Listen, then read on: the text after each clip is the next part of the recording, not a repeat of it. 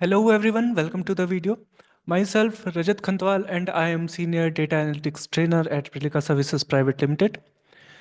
So in this video series, we are continuing about the M language which is in the Power Query.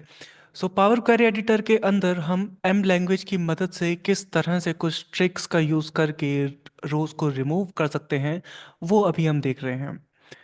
अभी तक के parts में आपने देखा होगा कि रिमूव रोज के अंदर remove top rows, remove bottom rows and remove alternate rows has been used.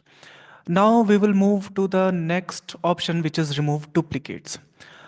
Remove duplicates as name suggest कि डुप्लीकेट वैल्यूज को, डुप्लीकेट अकरेंसेस को यहाँ पर से हटा दिया जाएगा.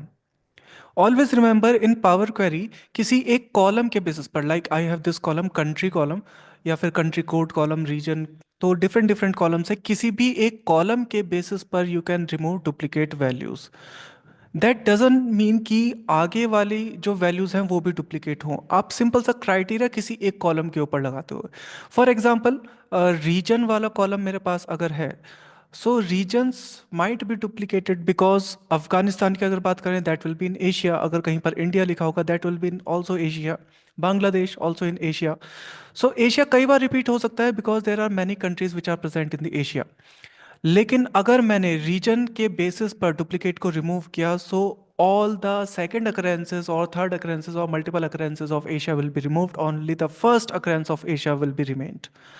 तो केवल फर्स्ट अकरेंस को छोड़ दिया जाएगा, बाकी सभी को डिलीट कर दिया जाएगा, चाहे आगे का डेटा या उससे आने वाला डेटा कोई डिफर करता है या नहीं करता है. सो जिस भी कॉलम के बेसिस पर आप फंक्शन को अप्लाई कर रहे हो, that function will be working on the basis of that particular column only. So अगर मुझे किसी भी कॉलम में से डुप्लीकेट को रिमूव करना है तो पहले लॉजिकली मुझे ये ध्यान रखना चाहिए कि कोई मेरा डेटा डिलीट ना हो रहा हो. नाउ अगर लॉजिकली मुझे क्लियर है कि अगर डेटा डिलीट होना ही है, यानी कि ये डुप्लीकेट वैल्यू ही है, आई एम 100% श्योर, तो इसे कैसे किया जाए. सो सबसे पहले आप एडवांस एडिटर पर क्लिक कर सकते हैं. एडवांस एडिटर पर जाएंगे और ये आपको एम लैंग्वेज पर ले जाएगा. यहाँ पर क्योंकि मुझे एक नया वेरिएबल बनाना है, so I will insert a comma and then I will move to the next row. इस रो के अंदर मैं एक नया कॉलम, सॉरी, नया वेरिएबल बनाने वाला हूँ जिसका नाम होगा रिमूव डुप्लीकेट्स. इस नेम को आप अपने अकॉर्डिंग चेंज कर सकते हैं, थोड़ा बहुत जैसा भी आपको चाहिए उसके according. ABCD XYZ whatever name you want, आप इसे नेम कर सकते हैं. But for better understanding I am naming it as remove duplicates. So remove duplicate हमें करने कहाँ से, एक टेबल से करने हैं. दैट मीन्स किसी टेबल फंक्शन को मुझे कॉल करना पड़ेगा. सो टेबल डॉट डिस्टिंक्ट नाम का एक फंक्शन है अपने पास. तो जैसे ही आप इसे सेलेक्ट करते हो एंड पैरेंथेसिस ओपन करते हो, तो ये आपको एक हेल्प ला कर देता है कि removes duplicate rows from a table. यानी कि किसी भी टेबल में से डुप्लीकेट रोज को हटाने का काम करता है table dot distinct. Now what is the meaning of distinct. Distinct का सीधा सा मतलब है कि मल्टीपल अकरेंसेस को मल्टीपल टाइम काउंट नहीं किया जाएगा, मल्टीपल टाइम कंसीडर नहीं किया जाएगा. They will be considered only once. So let say एक एग्जांपल अगर मैं आपको बोलूं कि किसी कॉलम में कुछ नंबर्स लिखे हुए हैं और वन मल्टीपल टाइम्स लिखा हुआ है, 10 टाइम्स लिखा हुआ है. सो अगर मैं उसमें बोलता हूँ कि डिस्टिंक्ट काउंट चाहिए, तो वन का डिस्टिंक्ट काउंट वन ही आएगा. बिकॉज डिस्टिंक्ट क्या करता है कि मल्टीपल अकरेंसेस को काउंट नहीं करता, चाहे वन 10 टाइम्स लिखा हो, 100 टाइम्स हो, 1000 टाइम्स हो, डजेंट मैटर, उसे काउंट एक ही बार किया जाएगा. So that is why we are using table dot distinct, ताकि किसी और अकरेंस को ना लिया जाए, सिर्फ एक ही अकरेंस को देखा जाए. सो जैसे ही मैं टेबल डॉट डिस्टिंक्ट लगाता हूँ, ये मुझसे पूछता है table, in which table you want to perform this function, table dot distinct.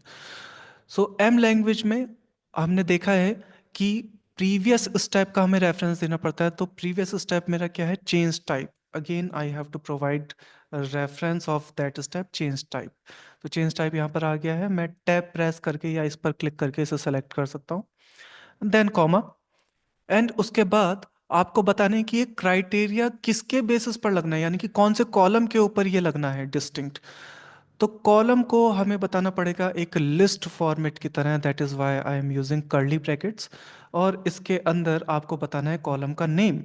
कि कौन से कॉलम में से हटाना है। सो अभी मुझे कंट्री नेम का जो मेरे पास कॉलम है उसमें से हटाना है।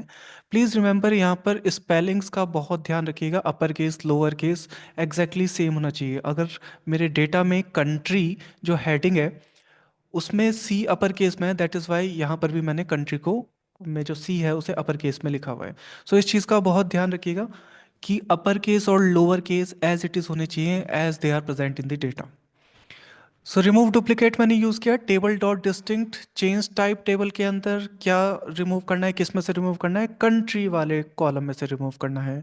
और इन जो कि मेरे वेरिएबल को एग्जीक्यूट करेगा, तो उसके अंदर मैं एक नया वेरिएबल लिख दूंगा, यानी कि ये जो नया वेरिएबल मैंने बनाया है that is remove duplicates. So I have selected this, no syntax error, and then click on done. तो जैसे ही आप इसमें से क्लिक करेंगे तो ये प्रॉब्लम ये होती है कि जैसे मैंने यहाँ पर कंट्री लिखा है, लेकिन अगर इससे पहले वाले स्टेप पर मैं जाऊँ तो यहाँ पर कॉलम वन लिखा हुआ है। तो जो भी हेडर हो एग्जैक्टली वो नाम लिखना चाहिए। सो ये मेरी ऊपर की रो डिलीटेड नहीं थी, that is why it it showed me error. So again हम जाते हैं एडवांस एडिटर पर, और यहाँ पर जाकर हम इसे कंट्री से हटाकर बल्कि इसे लिख देते हैं column one, and then done. So ये देखिए कॉलम वन के अंदर से अब इसने रिमूव कर दिया। इससे हमें एक चीज़ और पता चलती है कि एडवांस एडिटर के अंदर जब भी आप कोई भी फंक्शन यूज़ कर रहे हो वहाँ पर ध्यान देने वाली बात यह है कि आपके टेबल हेडर्स जैसे हैं एज इट इज़ वो लिखे जाने चाहिए।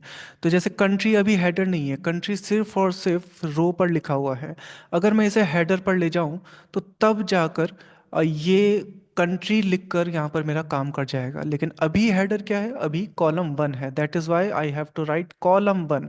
और इसी वजह से एडवांस एडिटर पर जाकर मैंने लिखा column one and that changed. So table distinct हमने देखा इस वीडियो में कि टेबल डिस्टिंक्ट किसी भी कॉलम के ऊपर से डुप्लीकेट अकरेंसेस को डिलीट कर देता है। इवन अगर आप ध्यान दो तो ऊपर कुछ नल वैल्यूज़ थी और नल वैल्यूज़ को भी उसने हटा दिया, क्योंकि नल को भी वो डुप्लीकेट कंसीडर करके उसमें से रिमूव कर दे रहा है। सो नल अकरेंसेस को भी यहाँ पर से हटा दिया जाता है, नल को भी डुप्लीकेट कंसीडर किया जाएगा। नाउ द क्वेश्चन इज, अगर कहीं पर भी हम डुप्लीकेट वैल्यूज को हटा रहे हैं तो कौन सी अकरेंस को डिलीट किया जाएगा।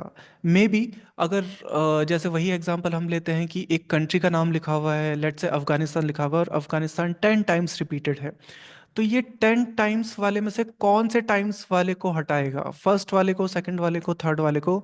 सो always remember whenever you are using table dot distinct या फिर आप डुप्लीकेट्स को रिमूव कर रहे हो, at that point of time हमेशा the second occurrence will be removed. First occurrence को यूनिक समझ लिया जाएगा और उसे डिलीट नहीं किया जाएगा, सेकंड अकरेंस और सेकंड के बाद आने वाली अकरेंसेस को डिलीट कर दिया जाएगा। That is why first row का नल एज इट इज रहा, बाकी जो नल वैल्यू थी, जो सेकंड और थर्ड रो में नल वैल्यू थी, वो डिलीट हो गई। So this is all about remove duplicates. I hope you will be able to understand it. Thank you very much.